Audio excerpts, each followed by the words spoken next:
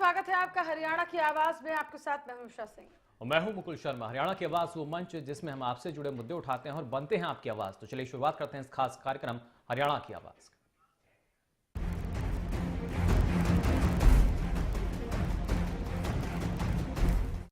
हरियाणा की आवाज में हमारा आज का सवाल है, जिस तरीके से प्रदेश की नई सरकार कहीं ना कहीं अपने बयानों को लेकर विवादों में रहती है। एक और बयान यहां रामविलास शर्मा की ओर से आया। उन्होंने कहा कि पूरे सिस्टम का जो है भगवाकरण किया जाएगा और इस पूरे सिस्टम के भगवाकरण की बात को आप कितना सही मानते हैं? क्योंकि अगर प्रदेश को देखा जाए तो अशिक्षा, बेरोजगारी, तमाम ऐसी चीजें हैं जिनसे प्रदेश लगातार जूझ रहा है और ऐसे में बदहाल सिस्टम को बदलने की बजाय, उसकी सूरत बदलने की बजाय सिस्टम का भगवाकरण की बात कही जा रही है।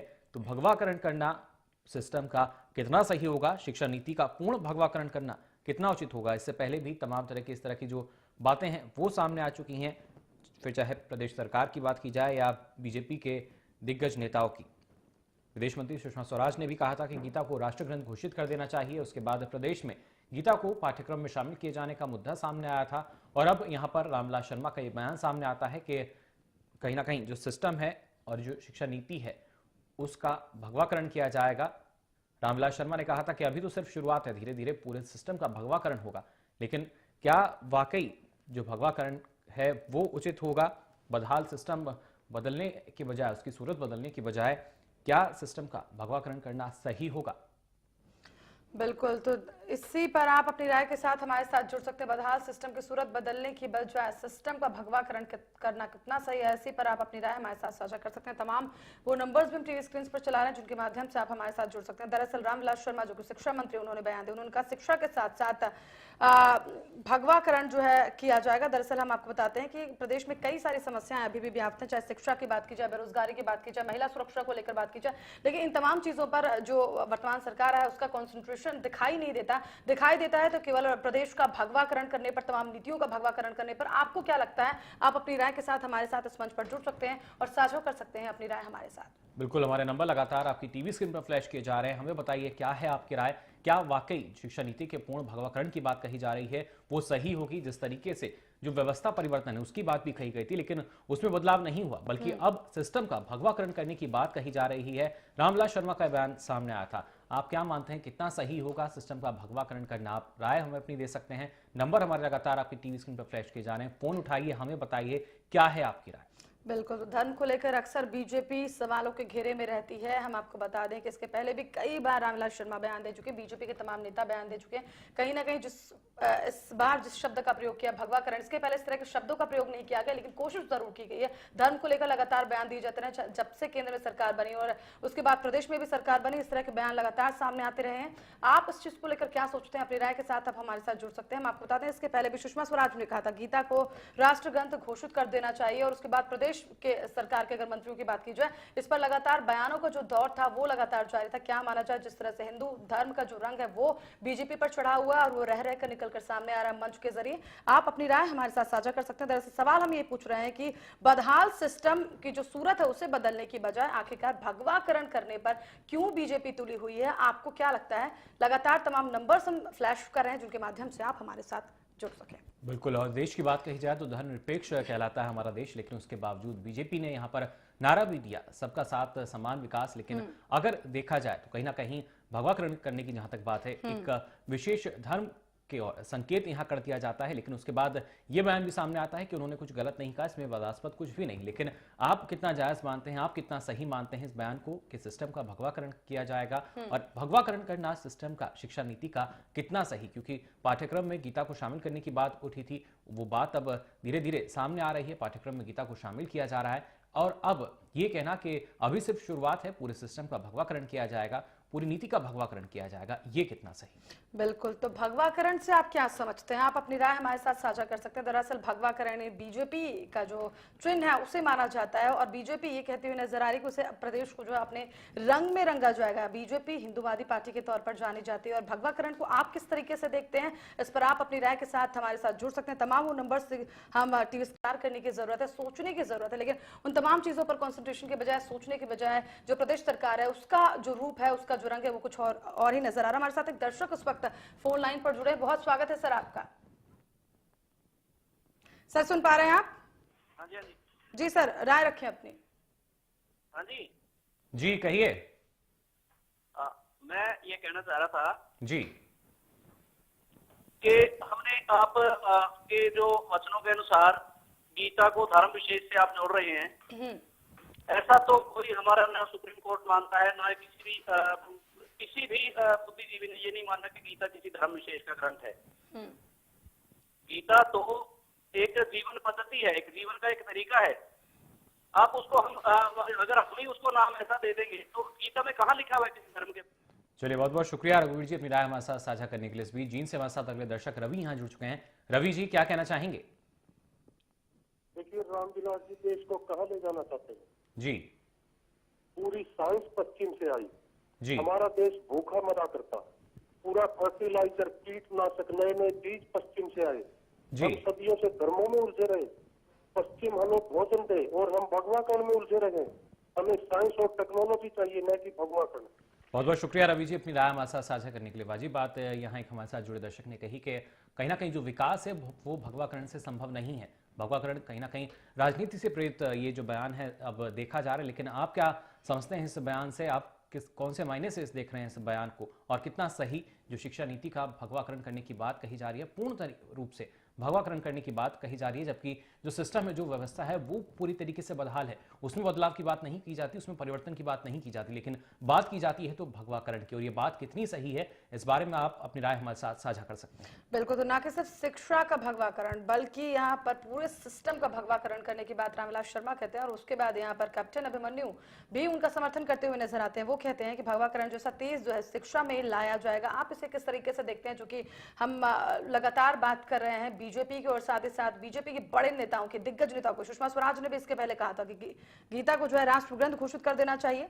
देश के प्रधानमंत्री और साथ ही साथ प्रदेश के सीएम जो है सर्वधर्म समभाव में की जो है बात करते हैं। लेकिन ये तमाम बातें इन जिस तरीके से मंच से रामविलास शर्मा द्वारा ये बात जो बोली गई है, इन से इतर नजर आती है। आप क्या सोचते हैं भगवाकरण को लेकर? आप इसके क्या मायने निकालते हैं? और आपको क्या लगता है कि क्या सिर्फ भगवाकरण पर ही कंसंट्रेशन करना चाहिए, पूरा ध्यान लगाना चाहिए, या फिर और भी प्रशासन के सामने, सरकार के सामने मुद्दे, उन तमाम मुद्दों पर भी ध्यान देना चाहिए? इसी पर आप अपनी राय के साथ हमारे साथ जुड़ सकते हैं।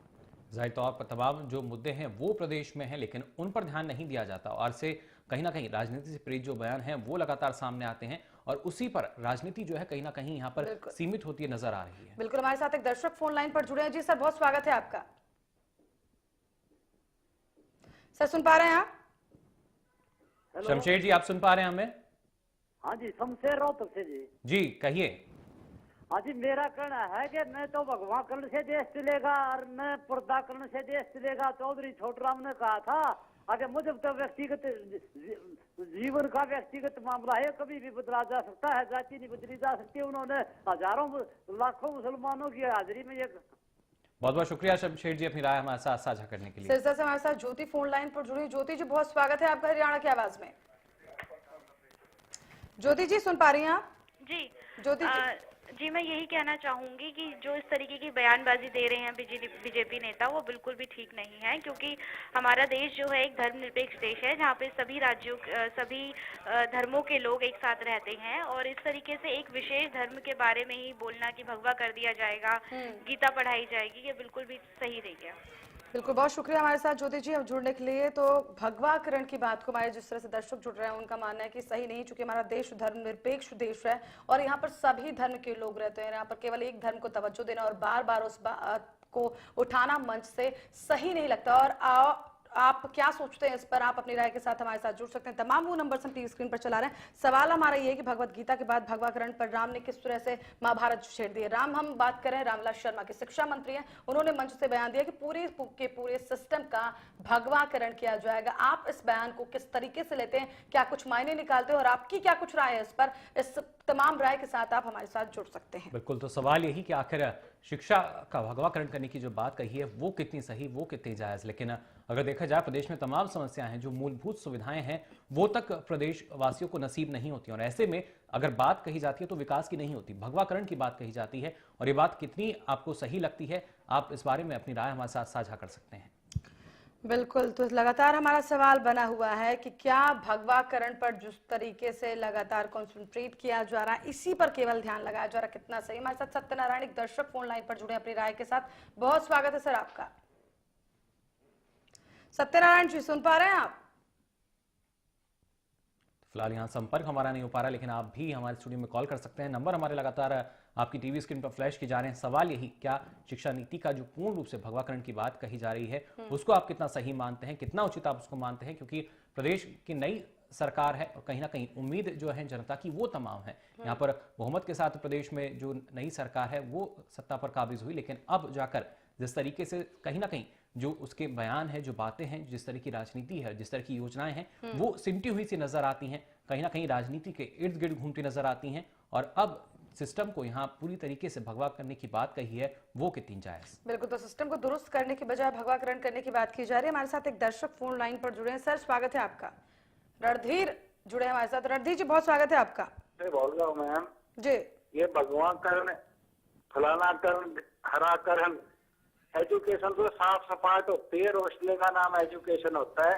गीता, कुरान, सारी बाइबल सारे हिट है कंट्री में। शोषण के खिलाफ लड़ाई थी देश को आजाद कराने के लिए, वरना ही अंग्रेज बैठे रहते हैं। भगवान के लिए और गीता के लिए लोगों ने लड़ाई भी लड़ी थी। तिरंगे के नीचे लड़ाई लड़ी गई थी कि शोषण मुक्त समाज हो जाए, सबको शिक्षित, रोजगार मिले। जी बिल्कुल, बहुत बहुत शुक्रिया रणधीर जी अपनी राय हमारे साथ साझा करने के लिए। तो कहीं ना कहीं एक अलग सोच के साथ यहाँ जरूरत थी, लेकिन कुछ और ही नजर आ रहा है। जीन से हमारे साथ एक और कॉलर जुड़ चुके हैं। कहिए, क्या कहना चाहेंगे इस मुद्दे पर?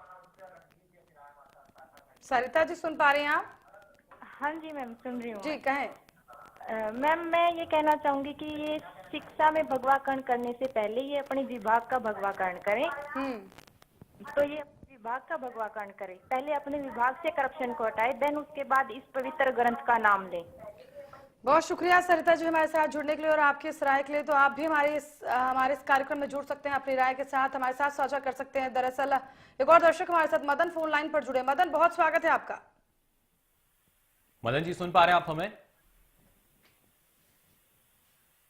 फिलहाल संपर्क यहाँ पर नहीं हो रहा हमारा मदन से, लेकिन आप भी हमारे स्टूडियो में फोन कर सकते हैं। नंबर लगातार हमारे आपकी टीवी स्क्रीन पर फ्लैश किए जा रहे हैं। सवाल यही, क्या शिक्षा नीति का पूर्ण रूप से भगवाकरण करना उचित होगा, सही होगा? क्या आप समझते हैं इस बारे में? किस तरीके से आप इस बयान को देख रहे हैं, किस नजरिए से देख रहे हैं? और अगर कहीं ना कहीं व्यवस्था को देखा जाए तो बात व्यवस्था परिवर्तन की होनी चाहिए थी, बात प्रदेश के विकास की होनी चाहिए थी, लेकिन यहाँ पर बात सिर्फ भगवाकरण की हो रही है। बिल्कुल, तो बात सिर्फ भगवाकरण की हो रही है। और अपनी राय के साथ हमारे साथ मदन इस वक्त जुड़ चुके हैं। मदन बहुत स्वागत है आपका।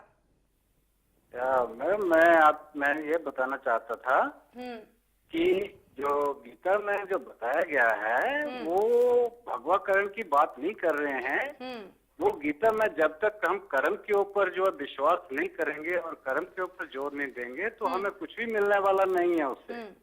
और आपका जो चैनल है वो इसको और भी बढ़ावा दे रहा है भगवाकरण। बिल्कुल, बहुत बहुत शुक्रिया अपनी राय हमारे साथ साझा करने के लिए। यहाँ पर एक दर्शक हमारे साथ जुड़े थे अपनी अलग राय के साथ, लेकिन कहीं ना कहीं देखना ये होगा जिस तरीके से सिस्टम को यहाँ भगवाकरण करने की बात कही जा रही है वो कितनी सही। राम हमारे साथ एक दर्शक यहाँ जुड़ चुके हैं। राम कुमार जी क्या कहना चाहेंगे इस मुद्दे पर? हाँ जी जी कहिए। नमस्ते जी। जी कहिए। सर आवाज आपकी कम आ रही है कुछ। आपको सुन पा रहे हैं, आप अपनी राय रखिए। ऐसा है जी, गीता महाभारत का एक अंग है जी। अच्छा, गीता बच्चों को पढ़ाने की बजाय बच्चों पर इतना प्रभाव नहीं होता, इस पर पॉलिटिशियन स्वयं अमल करें जी, ये ज्यादा बेहतर होगा।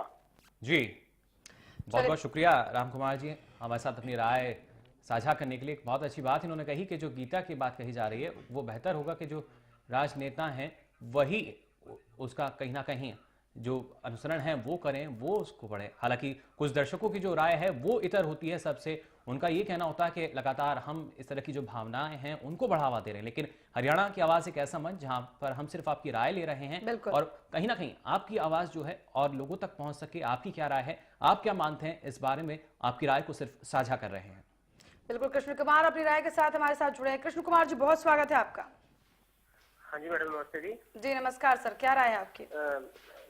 मैडम मेरी ये राय है कि जो शिक्षा मंत्री साहब जो कह रहे हैं कि शिक्षा का भगवाकरण किया जाएगा, ये ना हो के मेरे हिसाब से ये होना चाहिए कि शिक्षा का जो स्तर है उसको ऊपर उठाया जाना चाहिए। जो शिक्षकों की मांगे हैं उनको पूरी की जानी चाहिए और जो बच्चों के शिक्षा पे जो ध्यान है वो देना चाहिए, ना कि शिक्षा का भगवाकरण करना चाहिए। अब ये प्राइवेट स्कूलों के बारे में सोचना चाहिए, प्राइवेट स्कूलों में कैसे लूट मचाई जा रही है, गवर्नमेंट स्कूलों के अंदर टीचर नहीं है, उसकी तरफ ध्यान दिया जाना चाहिए। ना कि शोषण हो रहा है, टीचर्स का शोषण हो रहा है, बच्चों को टीचर नहीं मिलते हैं, ये कोई टीचर आता है, कोई लेट आता है, कोई हाफ रिसेस में चला जाता है, इसकी तरफ ध्यान दिया जाना चाहिए। बहुत शुक्रिया आपका हमारे साथ जुड़ने के लिए। तो आपने भी वही बात कही कि सिस्टम की सूरत बदलने की बजाय आखिरकार ध्यान भगवाकरण में क्यों है, क्यों आखिरकार शिक्षा का जो स्तर है उसे बढ़ाया नहीं जाता, क्यों जो बेरोजगारी है उसे दूर नहीं किया जाता, महिला सुरक्षा को लेकर सरकार गंभीर क्यों नहीं, मूलभूत जो सुविधाएं वो क्यों नहीं मिल रही, आखिरकार मंच से भगवाकरण की बात क्यों की जाती है, यही हमारा आज सवाल है। और आप अपनी राय के साथ आप इसे किस तरीके से देखते हैं, हम आपकी राय जानना चाहते हैं और आपकी राय हमारे लिए बहुत अहम है। हमारे साथ एक दर्शक फोन लाइन पर जुड़े हैं, बहुत स्वागत है सर आपका। यशपाल जी जुड़े, स्वागत है सर आपका।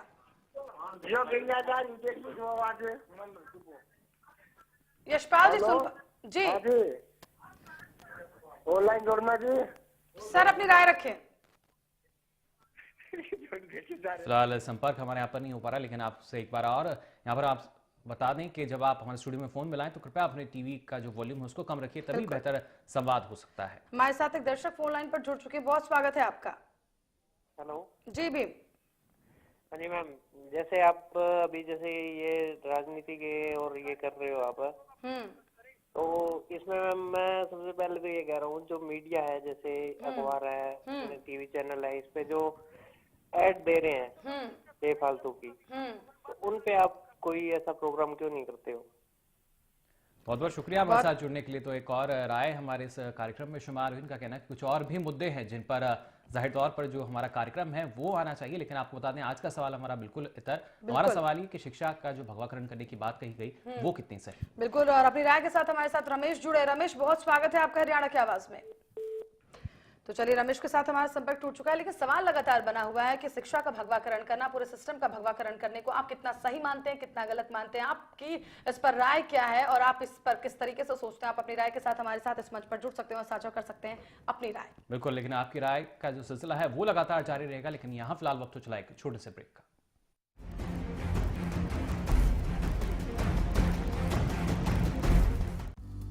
सिरसा में अब खत्म हुआ अंतर्राष्ट्रीय स्तर की शिक्षा का इंतजार।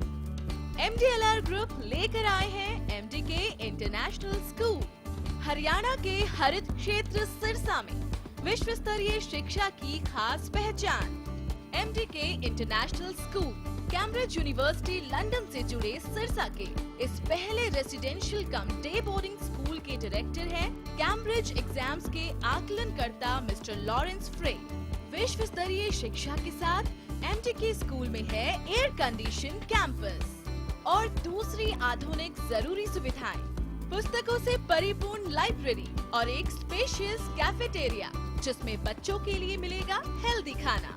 MDK इंटरनेशनल स्कूल की विश्व स्तरीय खेल एवं अन्य सुविधाएं आपके बच्चों का स्वास्थ्य एवं चहुमुखी विकास सुनिश्चित करती हैं। तारकेश्वरम धाम के नजदीक रानिया रोड सिरसा में। अधिक जानकारी के लिए संपर्क करें 9254136642 434445 या लॉग ऑन करें www.mdkinternationalschool.com। MDK International School, nurturing your future today। Haryana fresh शुद्ध घी का नाम बड़ा, शुद्धता की कसौटी पर खरा, घर के घी जैसा स्वाद मन भाए, जो भी खाए तंदुरुस्ती पाए। हरियाणा फ्रेश एगबाग शुद्ध घी, स्वाद घर के घी जैसा। हरियाणा फ्रेश शुद्ध घी। Largest campus, more than 1800 students, well-equipped workshops and labs, advanced courses, more than 30 PhD holder and experienced faculties. For more information, log on our website. Contact us for admission. Arni University, bringing ambition in life.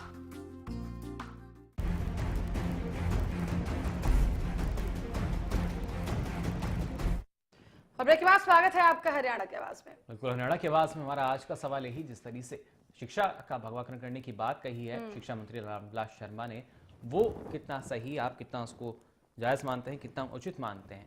हालांकि system अगर देखा जाए, system पूरी तरीके से बदहाल हो रखा है, मूलभूत सुविधाएं भी नहीं मिल पाती, तमाम ऐसी समस्याएं हैं जो लगातार चल रही हैं, लेकिन उन पर ध्यान नहीं है शिक्षा मंत्री का। यहाँ पर सिर्फ अगर ध्यान है तो सिस्टम का भगवाकरण करने का, विकास का नारा छोड़कर अब भगवाकरण के रथ पर सवार हैं शिक्षा मंत्री।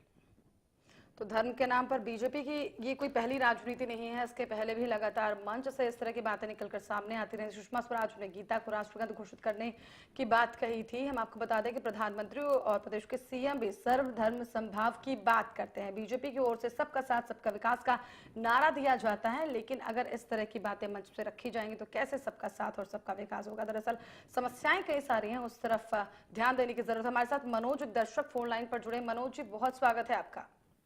नमस्कार जी। जी मनोज जी, क्या राय है आपकी? जी मैं ये कहना चाहता हूँ जी, ये इन फालतू बातों पे ध्यान दे रहे हैं। इतने टीचर जो धरने कर रहे हैं, इनकी कोई समस्याओं का हल क्यों नहीं करते ये? और जो ये सरकारी स्कूलों की हालत है, इनके ऊपर ध्यान क्यों नहीं देते जो ये इन पे कर रहे हैं? हाँ जी, बहुत शुक्रिया मनोज जी हमारे साथ जुड़ने के लिए। इस बीच सिरसा से हमारे साथ अगले दर्शक फोन लाइन पर यहाँ जुड़ चुके हैं। जी कहिए, क्या कहना चाहेंगे इस मुद्दे पर? हेलो जी, सुन पा रहे हैं हम आपको। जी नमस्कार। जी नमस्कार, कहिए। सर मैं इस भगवाकरण के सवाल पर मैं ये कहना चाहता हूँ कि ये हरियाणा में जो जगह जगह पर या हर जगह स्कूल खुल रहे हैं, जो अमीर लोग हैं वो स्कूल खोल रहे हैं, और वहाँ पे जो स्कूलों में टीचर्स का जो शोषण हो रहा है, क्या ह्यूमन राइट्स वहाँ पे काम नहीं करता? जो शिक्षा मंत्री हैं हमारे, उनको इस तरफ सोचना चाहिए कि जो ये गैर सरकारी स्कूल है इनके लिए कानून बनाए कुछ, जहाँ पे जो वो टीचर्स काम कर रहे हैं उनके परिवारों के बारे में सोचते। क्या वहाँ पे जो ह्यूमन राइट्स है वो काम नहीं करेगा? शिक्षा मंत्री जी को इस बारे में सोचना चाहिए, और उल्टे भगवाकरण की तरफ उनको मॉडर्नाइजेशन करना चाहिए इस एजुकेशन सिस्टम का। बहुत बहुत शुक्रिया परमजीत, अपनी राय हमारे साथ साझा करने के लिए। तो जनता जनार्दन भी ये मानती है कि आधुनिकरण की बात करनी चाहिए थी, लेकिन बात यहाँ सिर्फ भगवाकरण पर ही आकर अटक जाती है। बिल्कुल, तो मुद्दे कई सारे हैं, बस उस ओर ध्यान देने की जरूरत है। भगवाकरण से अगर बीजेपी बाहर निकले तो उसे बहुत सारे मुद्दे नजर आएंगे। मुद्दे युवाओं से जुड़े हुए, बेरोजगारी से जुड़े हुए, महिलाओं से जुड़े, मुद्दे कई सारे हैं। बस इस ओर अगर बीजेपी ध्यान दे तो शायद सामान्य जनता है उसकी समस्याओं का निवारण हो सके। हमारे साथ बलबीर इस वक्त फोन लाइन पर जुड़ चुके हैं। स्वागत है सर आपका। हेलो जी। जी सर। नमस्कार जी। जी नमस्कार सर, क्या राय है आपकी? हाँ जी, मैं ये कह रहा हूँ कि प्रोफेसर रामविलास शर्मा जी एक जिम्मेवार मंत्री हैं हरियाणा के। जी हेलो जी। जी कहिए, सुन पा रहे हैं आपको। जी मतलब एक जिम्मेवार मंत्री हैं, उनको ऐसा बयान नहीं देना चाहिए जिससे मतलब देश का माहौल वगैरह बिगड़े। उन्होंने के लिए गीता जी जहाँ महाभारत पढ़ रखा उनको साथ चाहिए, इससे पता लगे क्या ग्रंथों में क्या लिखा है क्या नहीं क्या है।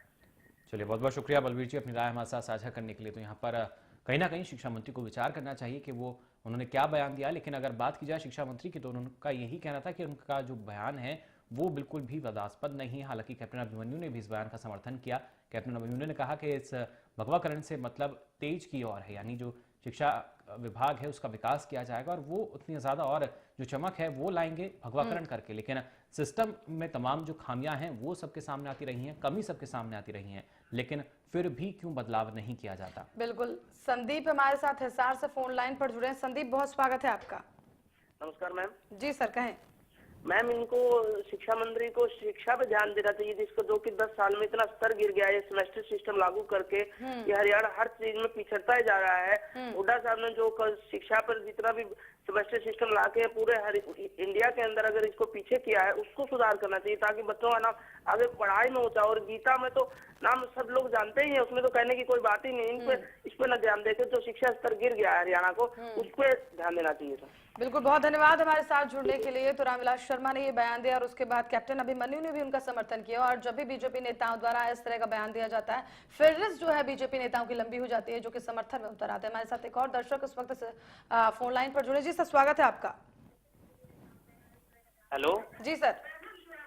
सर, जो इन्होंने बयान दिया है कि ये और ऐसे बयान नहीं देने चाहिए। पहले भी इन्होंने शायद बयान दिया था, एक वो रावण को शायद कुछ गाड़ी निकाली थी साले को, तब ऐसे ऐसे बयान देंगे सर, बच्चों पर क्या असर पड़ेगा? बिल्कुल, बहुत बहुत शुक्रिया अपनी राय हमारे साथ साझा करने के लिए। तो शिक्षा मंत्री हैं और कहीं ना कहीं जो उनके बयान हैं उसको तमाम जो बच्चे हैं वो भी सुनते हैं, तो उन बयानों का बच्चों पर क्या असर पड़ेगा, बतौर शिक्षा मंत्री ये खुद भी रामविलास शर्मा को सोचना चाहिए। लेकिन हमारा सवाल यही कि जिस तरह से यहाँ पर शिक्षा का भगवाकरण करने की बात कही गई है वो कितनी सही, उसको आप कितना ठीक मानते हैं? बिल्कुल, तो लगातार दर्शक हमारे साथ जुड़े, अपनी प्रतिक्रिया दी। दर्शकों का मानना यहाँ तक यही था कि जिस तरीके से शिक्षा मंत्री द्वारा ये बयान दिया गया, ऐसा बयान उन्हें नहीं देना चाहिए, क्योंकि बीजेपी लगातार ऐसे बयानों के समर्थन में उतर आती है और इस पर जो है शिक्षा पर भी इसका असर दिखाएगा। दरअसल कई सारे ऐसे मुद्दे हैं जिन पर ध्यान देने की जरूरत है, लेकिन ना तो शिक्षा मंत्री द्वारा ना तो प्रदेश सरकार द्वारा इस तरफ किसी तरह से ध्यान दिया जाता है। और कहीं ना कहीं जिस तरीके से सिस्टम का भगवाकरण करने की बात कही जा रही है, तमाम जनता को भी यही लगता है कि बीजेपी हमेशा सिर्फ राजनीतिकरण करती है मुद्दों का और वहीं तक सिमट कर रह जाती है। तो फिलहाल के लिए हरियाणा की आवाज में इतना ही।